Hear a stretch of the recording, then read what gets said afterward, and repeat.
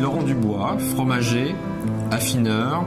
J'achète du fromage un petit peu partout en France, dans les montagnes, dans les plaines, dans les laiteries, dans les fermes. J'ai des caves et j'ai un atelier d'affinage et je revends mes fromages dans mes magasins à Paris. Mes grands-parents étaient déjà des fromagers parisiens. Mes parents, mon oncle était un grand fromager parisien. Et donc j'ai toujours baigné dans ce milieu du fromage. Mes parents étaient commerçants à Paris. Et après ils sont partis dans le sud de la France, dans les montagnes, dans les Cévennes exactement.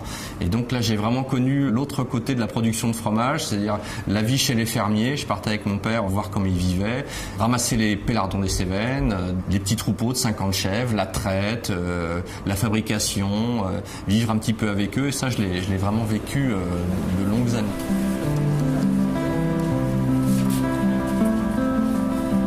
Mes premiers souvenirs, c'est les halles avec mon père, c'est la dégustation des fromages à 7h du matin. Tout de suite, une explosion de saveurs dans la bouche.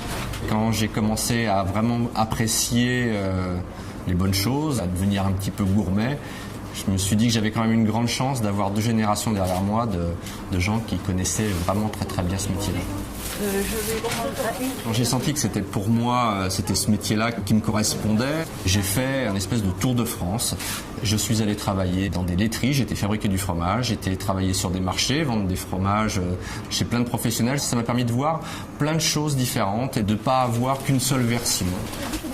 J'avais vraiment une volonté de faire les choses à ma façon. C'est ce que je dis, je voulais ouvrir la fromagerie de mes rêves, c'est-à-dire pas faire de concessions par rapport au commerce. Pour moi, le métier de fromager, c'est un métier malgré tout d'expert, de connaisseur et de technicien. Et les gens ne le perçoivent pas comme ça. Et je pense que si je le fais de cette manière-là, en connaissant les choses sur le bout des doigts, mais en me consacrant vraiment qu'au fromage et qu'au bon fromage, je pense que j'aurai une reconnaissance et une vraie réussite.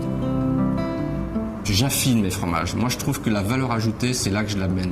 Au-delà du fait que je cherche et que je trouve des bons fromages, je les transforme en les gardant, en les faisant vieillir de différentes manières, en leur apportant les soins dont ils ont besoin pour qu'ils soient vendus au moment idéal.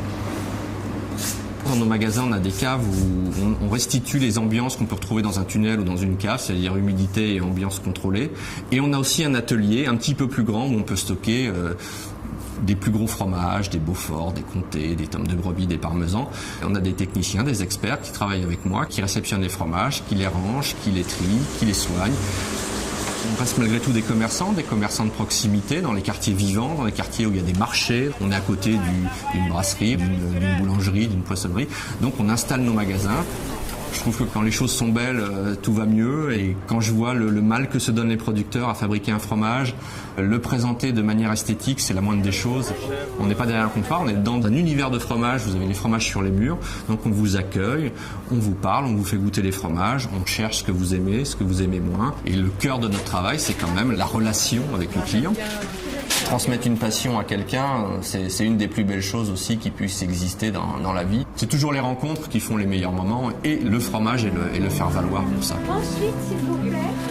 Pour moi, la création, c'est des affinages très soignés, très pointus, je dirais presque au jour près. Et après, la création, c'est quoi d'autre ? C'est des fois des associations. On amène des petites notes sucrées sur des pâtes persillées, on rajoute des truffes, on rajoute des noix.